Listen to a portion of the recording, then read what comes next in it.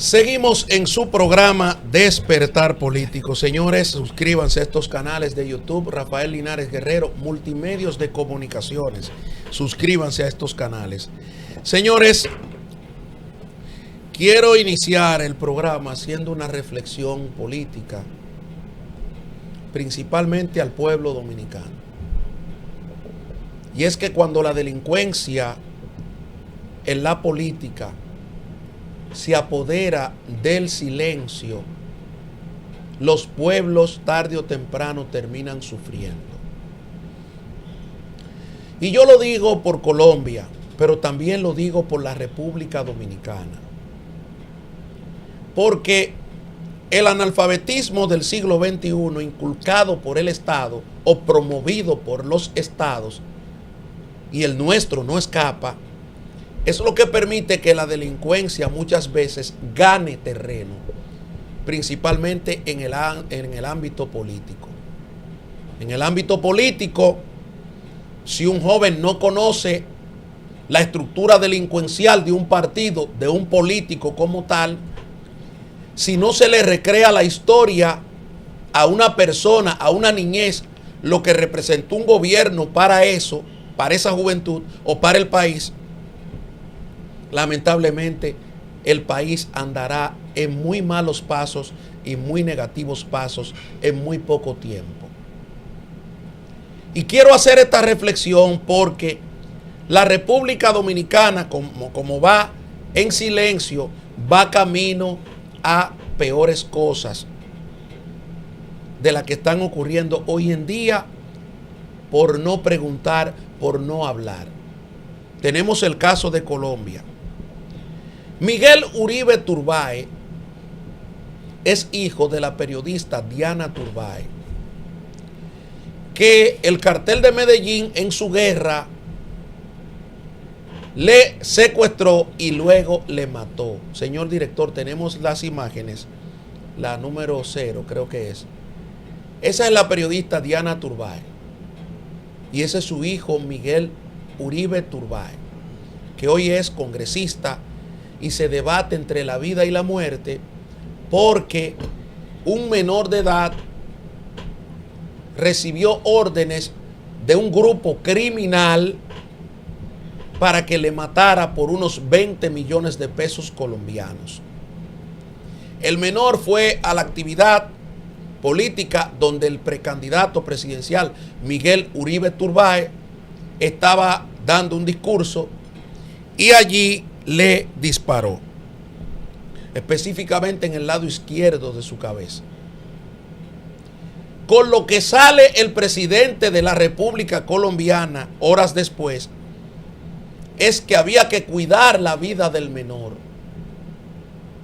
Que había que cuidar la vida del menor. Y ahora, desde el gobierno colombiano se está promoviendo lo que es una obsolescencia programada y una obsolescencia percibida, de que el menor no tiene familia, de que la madre murió, de que esa madre, de que él vive con su abuela y que ahora la fiscalía le va a dar una condición de testigo protegido para garantizarle la vida al menor. Ahora se está vendiendo más la idea de que el menor, el papá de él, está en Polonia, pero todo eso lo hace un Estado criminal, con un criminal que gobierna Colombia. Todo eso lo hace un Estado criminal. Toda esta parafernalia comunicacional para colocar en víctima al menor, no a Miguel Uribe Turbay, que es la víctima, que hoy se debate entre la vida y la muerte. Ayer tuvieron que sacarlo de emergencia porque tiene un desgarre o un sangrado interno a nivel cerebral. Lo sacaron de una sala donde lo tenían y le tienen con pronóstico reservado. Prácticamente muerto está Miguel Uribe Turbay. Pero señores, es el mismo reducto del M-19. Es el mismo pensamiento criminal del M-19. Ese señor que ustedes ven ahí es Gustavo Petro en el año 1985. Cuando el M-19, ese movimiento, asaltó el Palacio de Justicia de Bogotá, por el pueblo colombiano no leer, o por el Estado colombiano estar permanentemente en esa disputa entre liberales y conservadores, y cada uno de esos grupos llevar su grupo paramilitar, ese complejo y tortuoso camino armamentístico colombiano se le debe principalmente a esa división de esa clase política colombiana entre liberales y conservadores. Tenemos que remontarnos por allá, por el año 1946, cuando se divide el Partido Liberal con Jorge Eliezer Gaitán Ayala a la cabeza, y cuando matan a Jorge Eliezer Gaitán Ayala. ¿Qué ocurre después? Una división estructural en el Partido Liberal, pero también que se utilizan a los militares, a las Fuerzas Armadas Revolucionarias de Colombia. Y para contrarrestar esas Fuerzas Armadas Revolucionarias de Colombia, entonces surgieron o fueron apoyados en gran parte por los paramilitares. Los paramilitares son apoyados para contrarrestar el valor armamentístico que representaba las FARC. Dos grupos criminales, y el grupo más criminal que podíamos tener en esta época eran los grupos políticos que apoyaban una banda y la otra. Pero Colombia le dio la espalda a eso. La juventud colombiana le dio la espalda a eso. ¿Y por qué le dio la espalda a eso la juventud colombiana? Bueno, porque el Estado colombiano se preocupó porque esa juventud no leyera, no escudriñara, no investigara, y hoy tienen a un presidente corrupto, bandido y delincuente en Colombia dirigiendo los destinos de esa nación. Bien lo han expresado otros grupos que ya no tienen tanta incidencia. No tienen tanta incidencia de que el verdadero ideólogo de ese socialismo trasnochado no era Chávez, no era Lula, era Petro.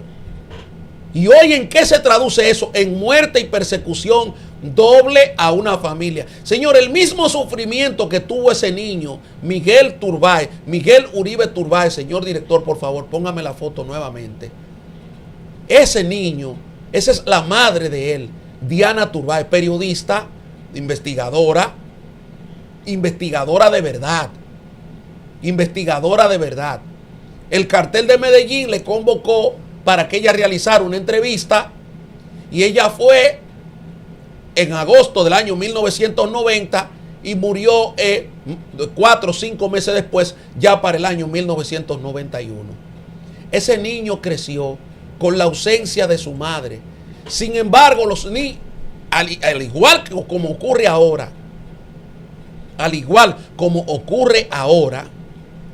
los hijos de él crecerán sin su padre.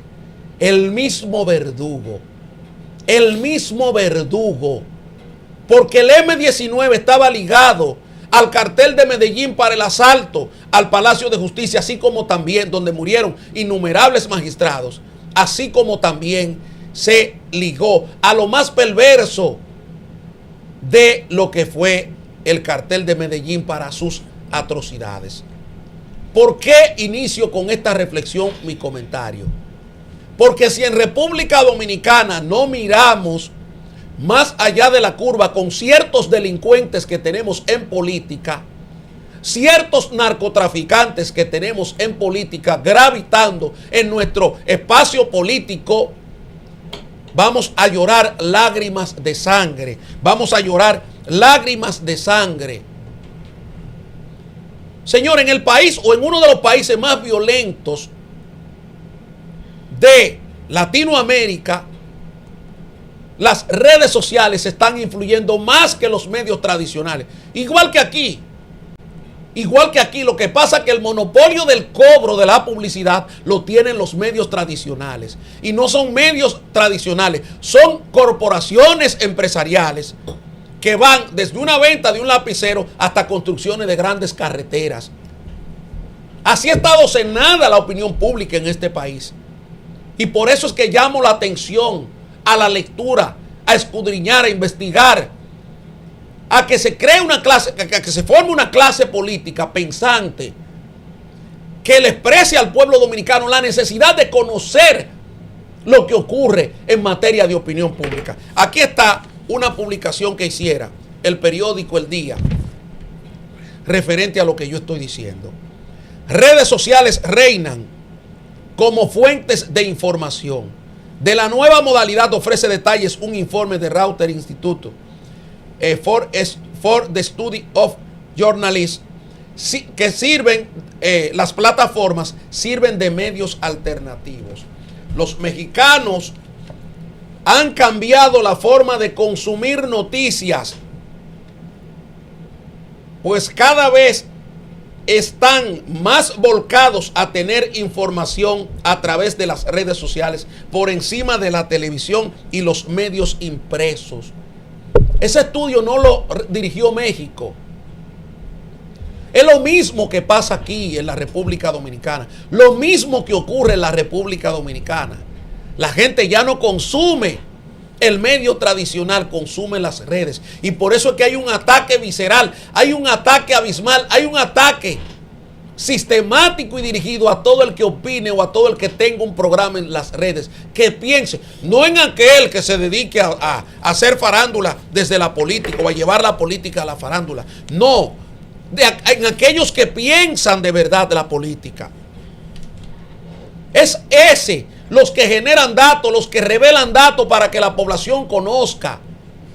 Si la población colombiana hubiese estudiado, si la clase política colombiana se hubiese preocupado porque su población tuviera un alto relieve y un alto porcentaje educativo, señores, estuviéramos viviendo otra historia, no con Petro.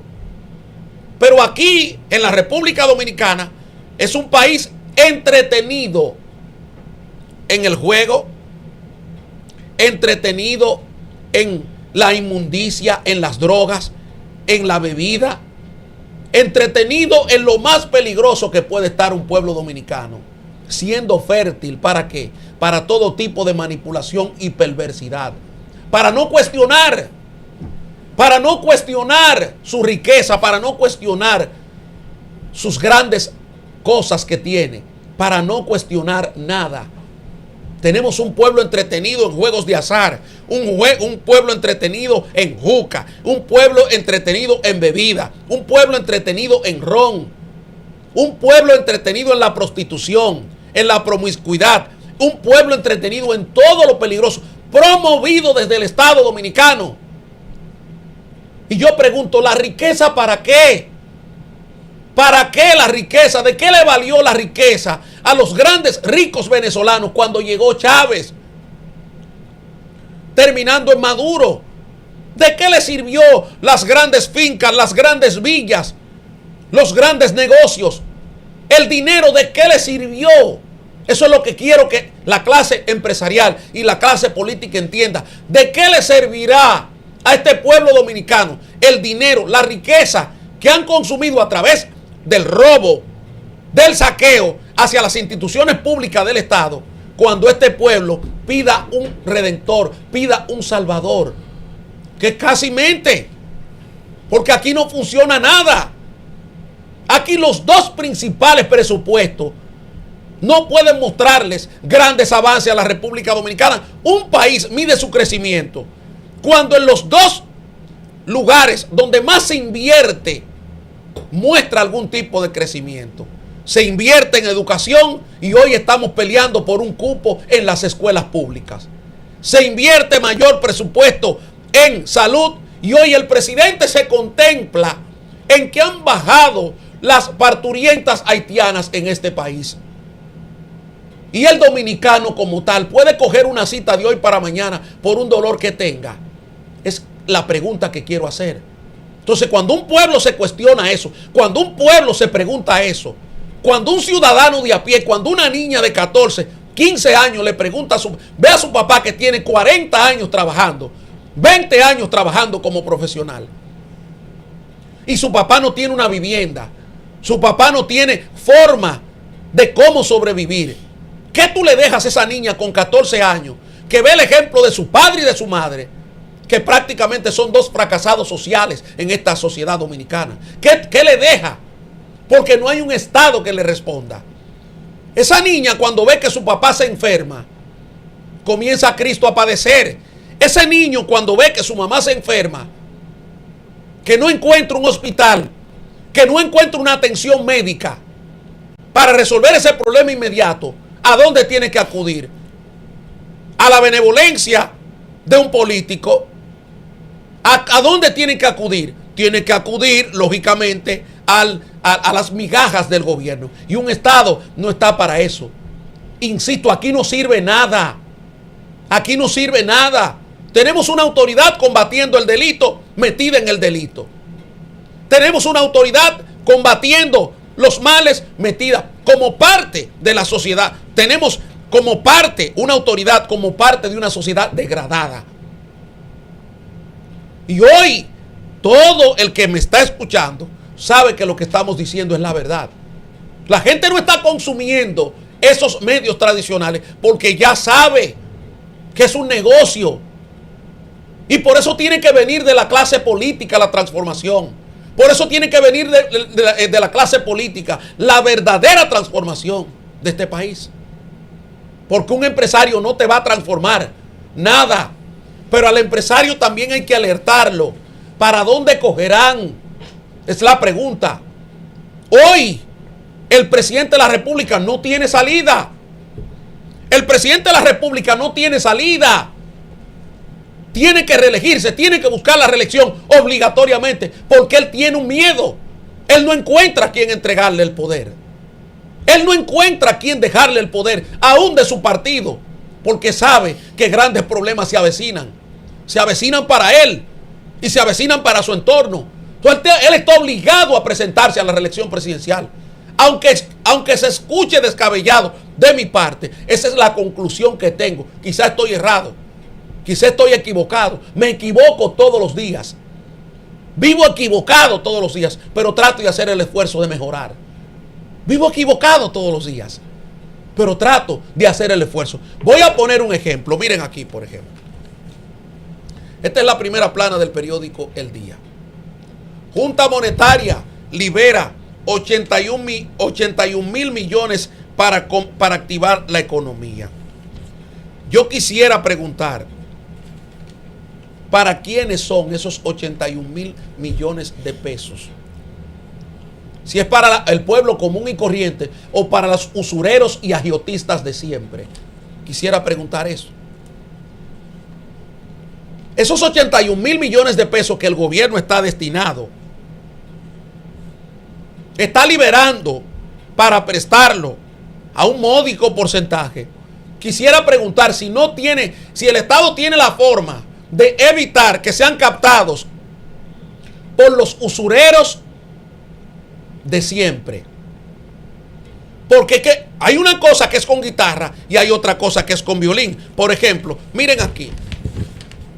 Esto es el presidente de la República dando un anuncio ayer en la semanal, diciendo que él va a buscar el 100% del financiamiento. Abinader negocia financiamiento total del transporte de Santo Domingo. Señor, ¿y qué son los sindicalistas? ¿Qué es Antonio Marte? ¿Qué es el señor Uvieres? No son empresarios.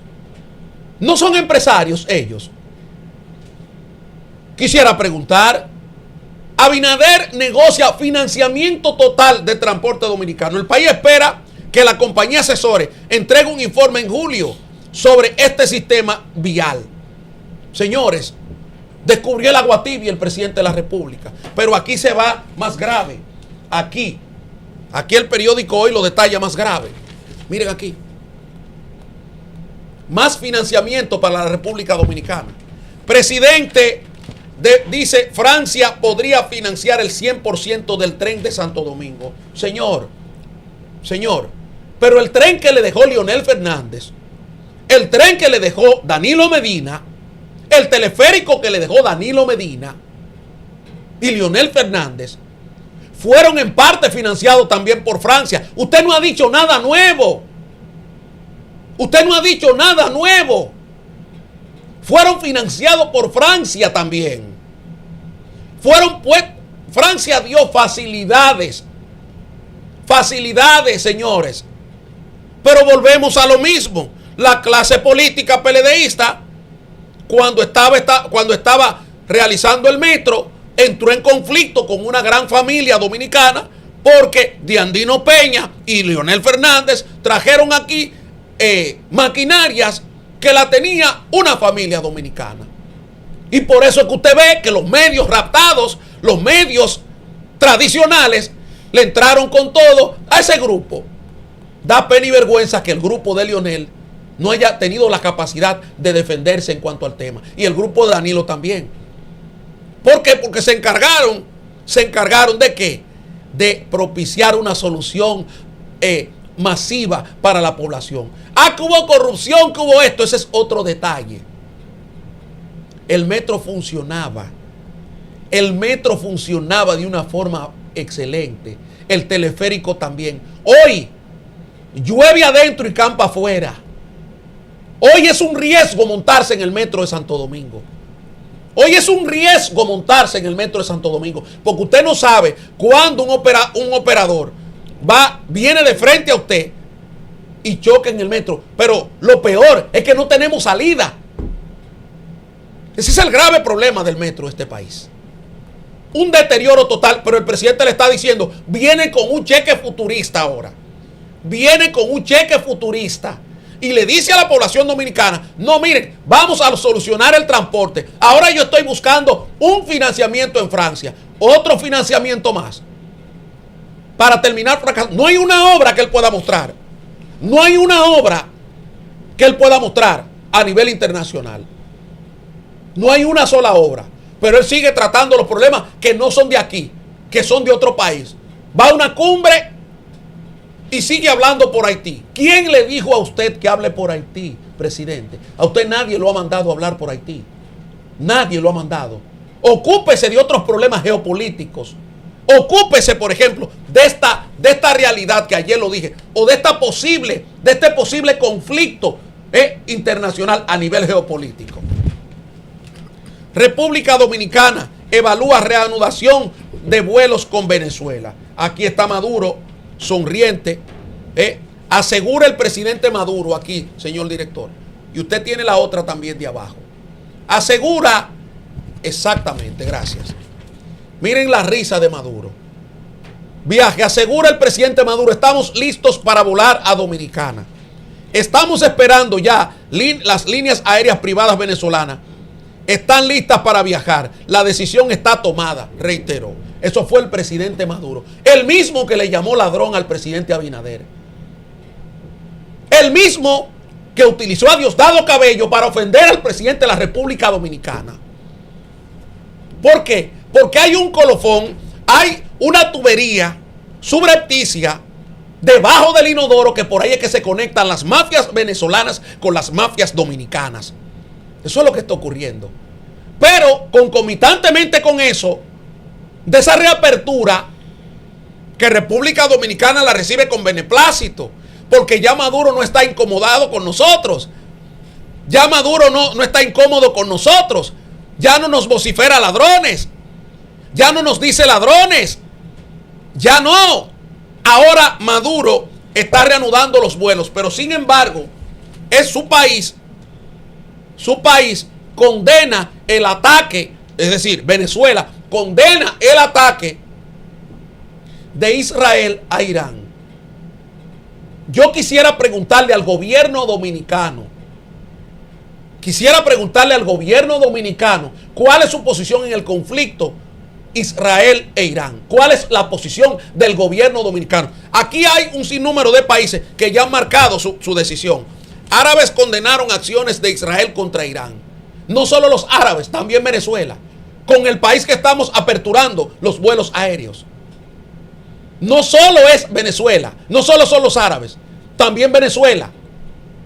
Por eso pregunto, ¿cuál es la posición de la República Dominicana? Igual que la gatita de María Ramos, que tira la piedra y esconde la mano.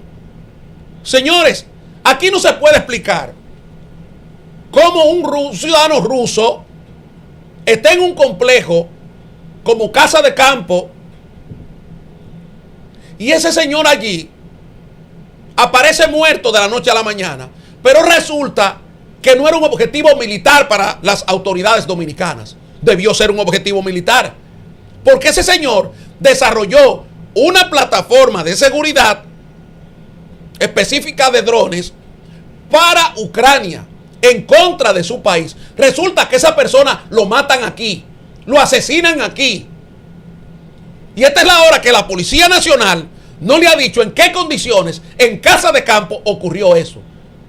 La verdadera decisión, la verdadera opinión. Es decir, esto es un país, esto es una republiqueta, esto es un conuco con bombillo, esto es una república bananera. Claro que lo es una república bananera. No por el banano de Montecristi y de la línea noroeste que está abandonado.